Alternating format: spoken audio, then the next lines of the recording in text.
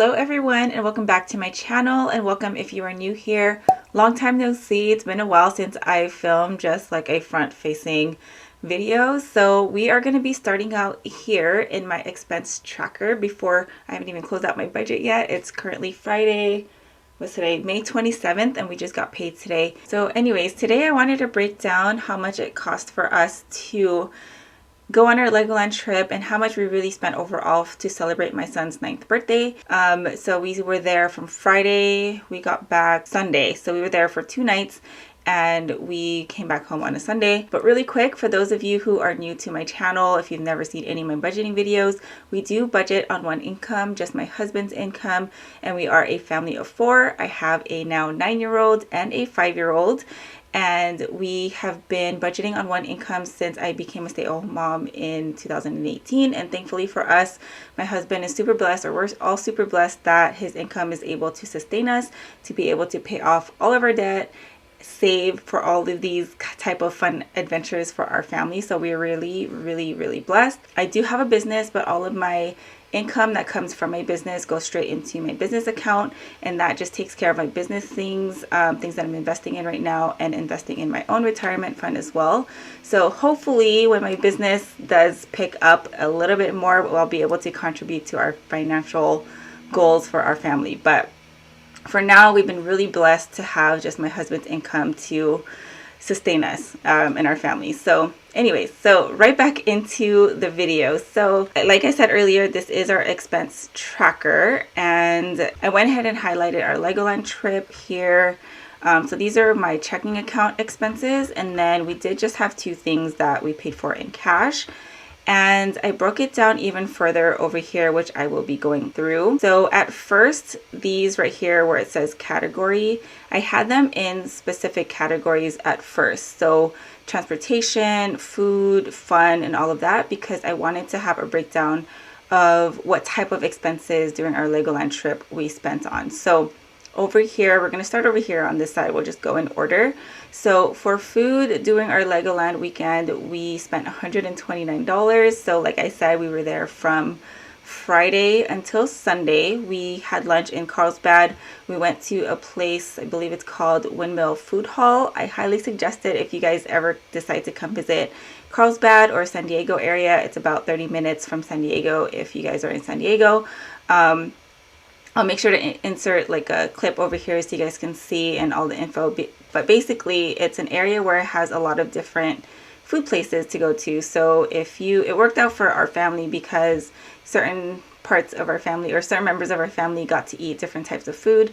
So it was nice to be able to eat there. And there was also a little arcade section that we got to sit next to, so our kiddos could enjoy as well. So that was pretty nice. And then for transportation, we spent $101. It's about an hour and a half from us, so it wasn't really too much. We did have to fill up right before we left and then filled back up again on the way back. So $101 on gas. And then for the fun stuff, we spent $155. And what we categorize fun is some of the shopping that we did, arcade games, midway games. In Legoland, they do have midway games in arcade and stuff. We did spend some time at the arcade at the Legoland Hotel. There was like a little arcade over there that my son really liked. It's really small, but he really liked it. And then for kids expenses, this includes any of the things that we bought for them, things specific to our kids. I think I wrote it down over here, or I broke some of the expenses down here. This is the amount that our kiddos owe us. Since Legoland doesn't accept cash, our kiddos couldn't use their cash allowance that they had saved up. So I did keep track and tabs on what they owe us for. So this is it's mostly just my oldest son. It's nothing too much. We did spend a majority of the fun stuff, I believe, at the outlets while we were there, so that I still consider that part of our Legoland expenses, since that was part of the plan to go. So this was part of the kids' expenses over here, and my husband and I as well. And then we did rent a scooter for my father-in-law, which, if you don't know, when you're at Legoland, you can rent a scooter. It's $64, $65, and then that allows you to skip the lines and you go into the handicap section. I believe it's the reserve and ride section, so that was really nice for us because we did get to skip. I mean, it's not that big of a wait time compared to Disneyland, but it was nice to get to, I feel like we got to go on a lot of the rides, or all of the rides that my son wanted to go on. And since he's tall enough, we were able to get on the bigger kid rides, like the roller coasters and stuff. So that was really fun. And then for the thank you bags, we spent $95 on it. This is something that I've been kind of like spending the last couple of budgets just to slowly, pay for those things. But we wanted to give our cousins, or my son's cousins, thank you bags for coming out because there's a total of 13 kids. 2 of them were little ones, so he really got to go on rides with 11 of the big kids. So it was really fun for him to get to hang out with people or kids in his own age group versus just riding with just me and dad. So yeah, so this was nice for us to be able to do for the cousins, and just got them a little bit of a treat. All of my son's favorite snacks, and like mini Lego figures. Like it was like $5. It wasn't too bad, I don't think. So that was just something that my husband and I wanted to do. So total for the Legoland weekend was $671.26, but this does not include the hotels and stuff. So I'm going to go over that over here. So these are all of the bigger expenses. So hotel, parking, and resort fee. There was 2 cars because my in-laws did go as well. So it's $25 per car. I believe it's $30 if you do valet. And then plus the resort fee. I think the parking is the resort fee. I think what we got charged $10, but that was because they provide 2 bottles of water and 4 juice boxes, and it's $5 a day to replenish those. So we did each day use it. So I think that's where the extra $10 came from. But yeah, hotel, parking, $25 a night, and we were there for 2 nights. And this is currently in our Discover card because that's where we originally had booked our hotel. So that still needs to get paid for. So yeah, so for the birthday dinner, we did decide to pay for everybody. I'm surprised my husband went along with it because he's usually the one that's like, I don't know. But since everyone kind of came out and helped us celebrate my son's 9th birthday, we thought it would be nice to treat everyone to a dinner. So that was $400, including the tip. We left a pretty good tip because our server was pretty awesome. The entire employees over there was pretty awesome. So yeah, and then for our Legoland Castle Hotel, I totally spelled this wrong. This one was already paid for, but I put it on here because I wanted to get the whole total. So we spent $1,582, and I did pay a little extra. I paid $100 extra for a birthday package.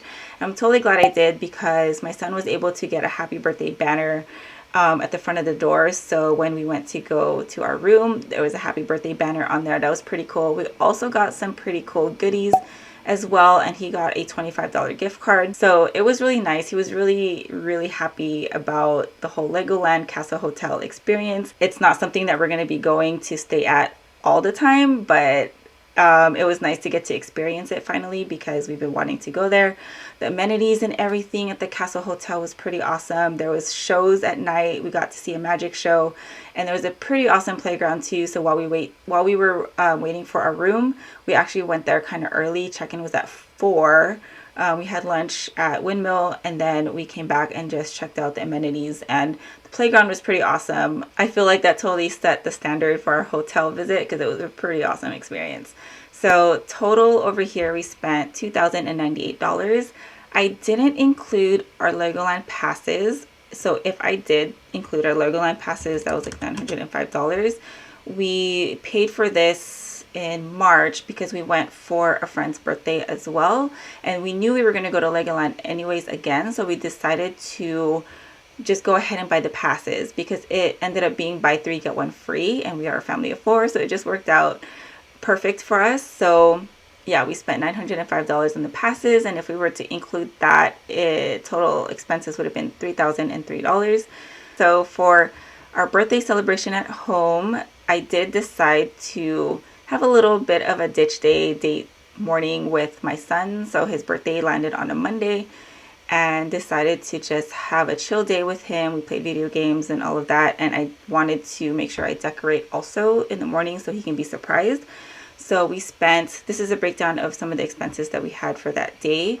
Cake and cupcakes, I just went to Ralph's and grabbed a simple cake, $15. We usually really like to have noodles on anybody's birthday because noodles for us symbolizes long life, so that we always have some kind of noodles, and that was $25. And we had a Chick-fil-A lunch, and then for decorations, that was for the balloons and banner, we spent $40.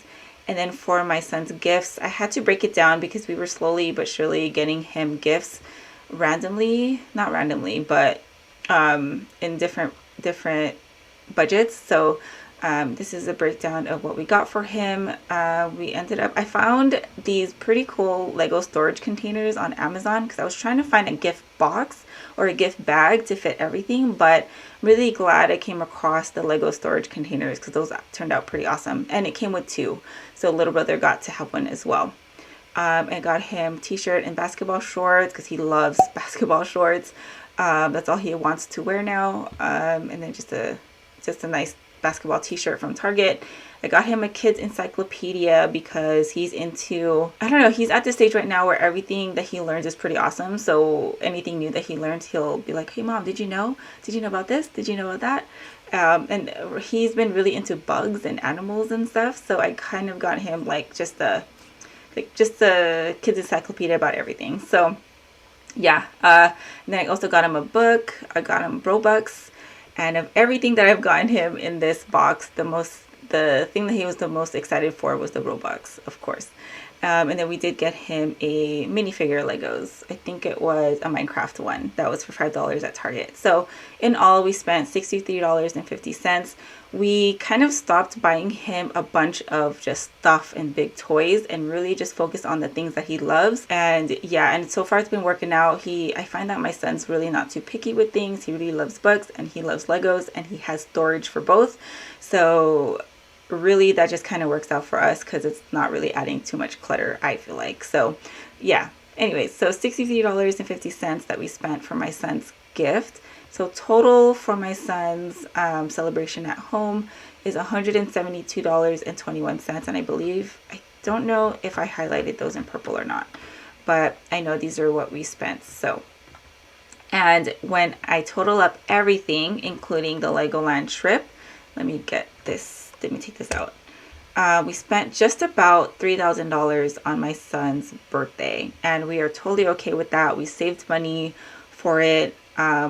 And it's honestly, we typically have, when we have big birthday parties for the family, we kind of spend kind of close to this much anyways because of the food and everything. We have a really big family. So I think instead of big family birthday celebrations, it's nice to do these experience ones and just invite his cousins that he's going to have, just a great time hanging out with. I was talking to my son. I was like, so how are we going to top this for next year? So we've been talking about Japan because there is Nintendo Land over there, but I'm pretty sure that's not going to happen next year. We still got to save up for that because we're pretty sure we're going to have to renew passports, and just international travel is just a lot. So anyways, that is pretty much it for this breakdown. I hope that you guys enjoyed listening to all of these expenses that I have, and I think it's nice to see what really goes on into our expenses, because it can get pretty overwhelming just to think about and plan for. And we are going to use these numbers to kind of plan for other adventures and experiences as well, just so we have a basic idea how much we typically would spend. Hopefully we won't be spending that much, but probably from now on we are going to budget for that amount. But yeah, so anyways, thank you guys so much for watching. Let me know if you guys have ever been to Legoland or any theme parks, or what theme parks you guys enjoy going to. We are still trying to build up our budget for Disneyland. Disneyland's kind of expensive, and I know it gets overcrowded over there. So Disneyland's totally not in the budget right now. I do know that there will be a Nintendo Land opening up at our Universal Studios over in Hollywood. So we are excited about that. That's probably going to be the next theme park that we are going to be hitting up. So yeah. Anyways, let me go ahead and just stop talking. Let me know in the comments below what theme parks you guys have been to and which ones are your favorites. And as always, thank you guys so much for watching, especially for watching till the end. And I will talk to you in my next video. Have a good one, guys.